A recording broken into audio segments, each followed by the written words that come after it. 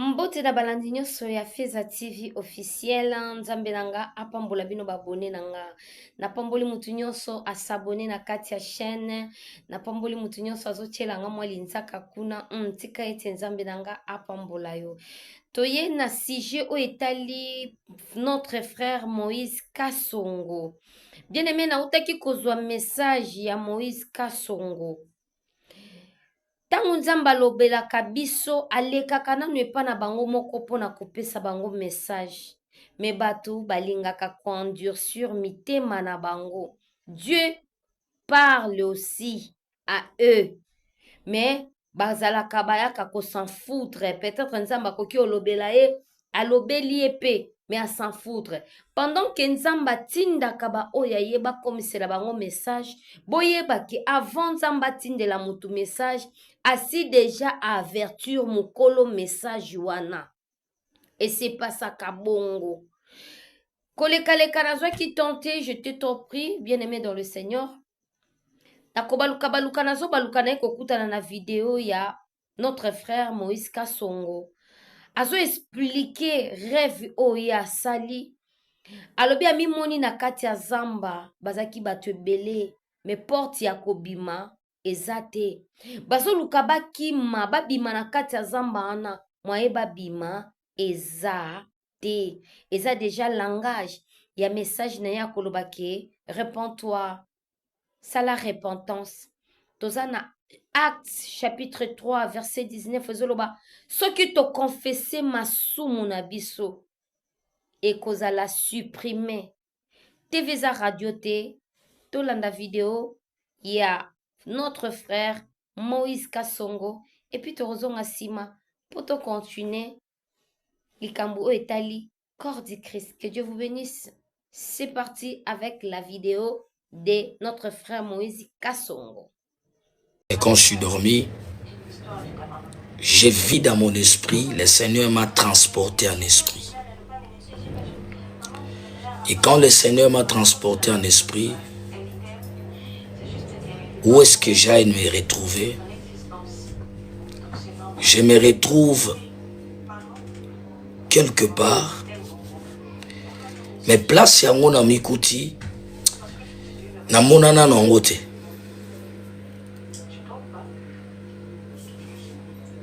Amona place ya mako wana te. To place moko neti na zamba.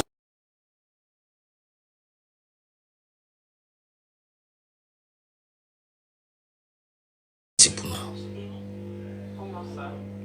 Batu tellement ebele. Tozo luka nzela kobima. Et tozo mona nzela te.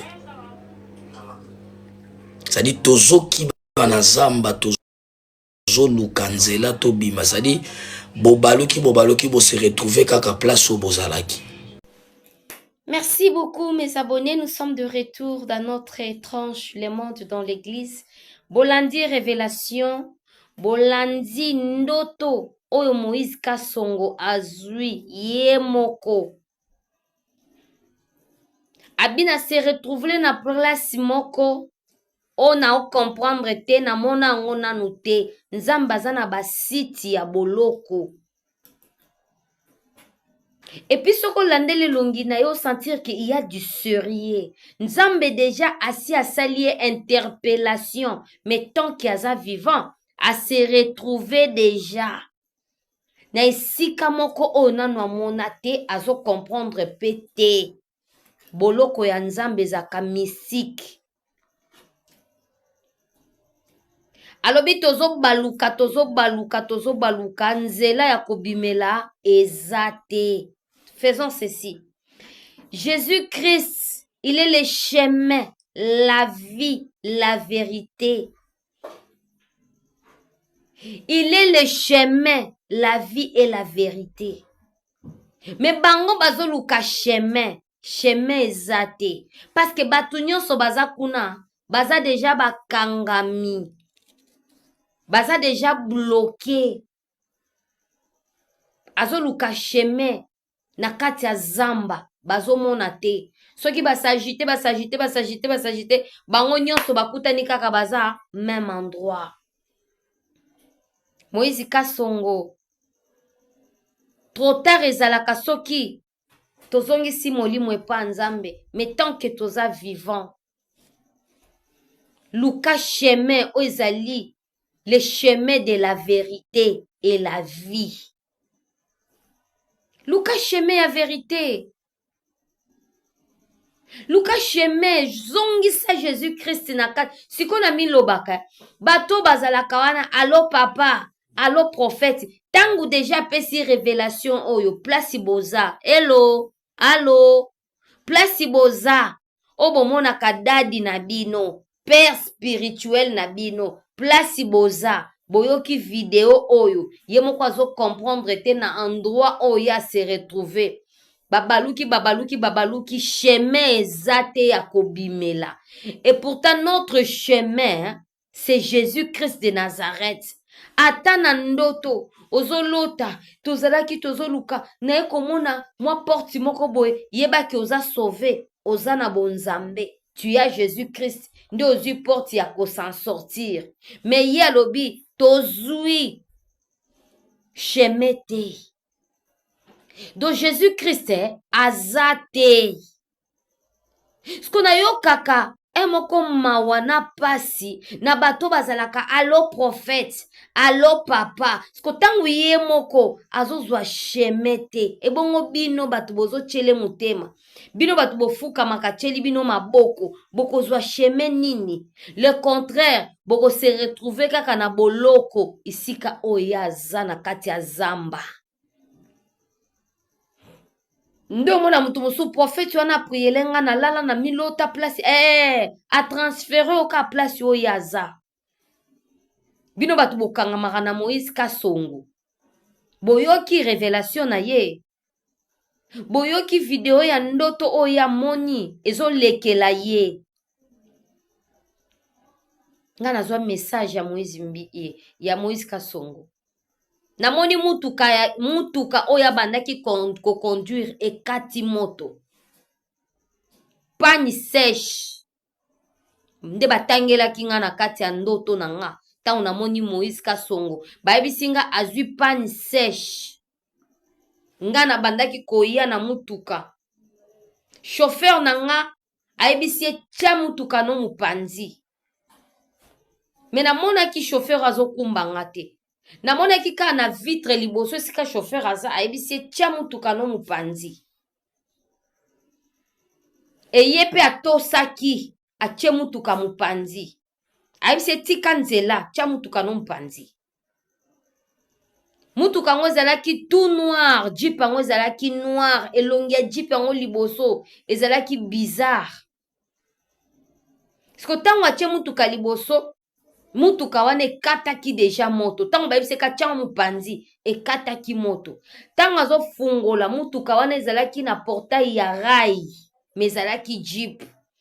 Tango afungoli namoni azalaki na deux jeunes garçons na kati na ye moko. Siko azalaki na koseka moko boye ya soni, koseka ya humiliation. Ngabi ezalaki nde Moïse Kasongo nde azalaki na kati. Mbala moko ba garçon mo bazalaki pembeni babi azwi pani sèche tokende kodepane ye. Nayebisi ba garçon wana eya niveau na bino te. Pani oyo azwi wana bokoka o réparer yango te. E na situki ezalaki ndoto. Avant Nzambe alobela biso toyebisa bango, balobelaka nanu bango moko. Nzambe avalobela mutu likambo ya liwa, akolobela ona nu yo moko ke bongama ozolongwa na mokili oyo. Après yakomi otinda ba serviteur na ba servante ba peso message, si c'est possible o réparer. Moïse Kasongo réparer na Nzambe. Cherche le chemin, la vie, la vérité, c'est Jésus-Christ. Bino batu bosalaka ne ba aventure, allo prophète boyoki ndoto oye moko azwi et gloire à Dieu oyo kobetela biso. Neti nga deja nazaki na révélation na yo. Tango beti yango boye nga bimama Nzambe deja lakisaki nga likambo oyo. Na eko kama ba chrétien belé bazaka na besoin koluka intimité na bango na Nzambe te. Créer relation na Nzambe. Après avoir créé relation na nzambe, ebisi nzambe, pesanga mutu oya ko soutenir nga.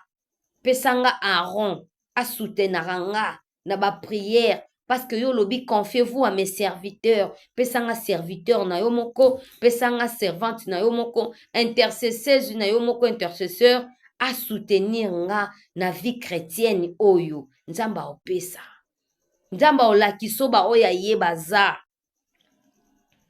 Mais tellement oza na soif ya lisakoli yo ndenge ozolanda ngo oza olingi basakolela yo mama nzambe alobi nini so bazolakisa so chemin ya komona lumière ya vie eza chemin ya kose repentir ya otika masumu ya otika ekobo ya otika escroquerie ya otika muyibi mutema mabe nakendaki église tozalaki na séminaire mais wa mutema mabe et puis tu t'appelles chrétienne. Ma pasteur ozaka esprit mabe na église bayeba yo. Mais tu te dis que tu es un enfant de Dieu. Moi na nzamba zalaka mutema mabe te. Na ko comprendre na communauté ya ba chrétien, soko lingo vivre mutema mabe o mona ona ba chrétien, o mitune bi o. Aye osambela Bo mangala ya boye ndenge nini? Okamwe. Bato ebele bazana église ya Moïse Kasongo to salela promotion ye wana miloti deja na zamba azomona nzela ya kobima te ye wana deja nzamba lakisi ye deja place bakangami bango nyonso amemi na bandimi balobi boza tala ebele kuna bino bato Moïse Kasongo asutenaka bino bato Moïse Kasongo abima lokola parrain ya ba ministère na bino abima parrain ya ba couple na bino papa prophète papa ye wana deja na zamba kuna azomona nzela ya kobima te tosali nde nini boluka nzambe omona mwana nzambe moko azata na 5 prophètes ye mutu moko ata bato balandelaka biso soins médicaux tozalaka na hôpital moko oyo elandelaka santé nazalaka na hôpital Kingani nakendaka na hôpital ya mutu boye yo oza consulté na bahôpital nyonso place baroboma o koyeba instabilité spirituelle kindumba ya molimo bolingi bokokufa na bafaux prophète boyoki deja moko amemeli bino e révélation azwi aza deja kuna mais tant que azosalisa bino baaventure ya baprophétie c'est le moment baprophète ebele bateki baame ya bana na nzambe ti asambelelaka wana asi atransferaki yo na kati ya zamba place ye moko azokoka kobima te siko prière nini akosalela mpo yo obima. Que Dieu vous bénisse. Abonnez-vous massivement à la prochaine numéro avec votre émission Le Monde dans l'Église. Kanga Mananzambe.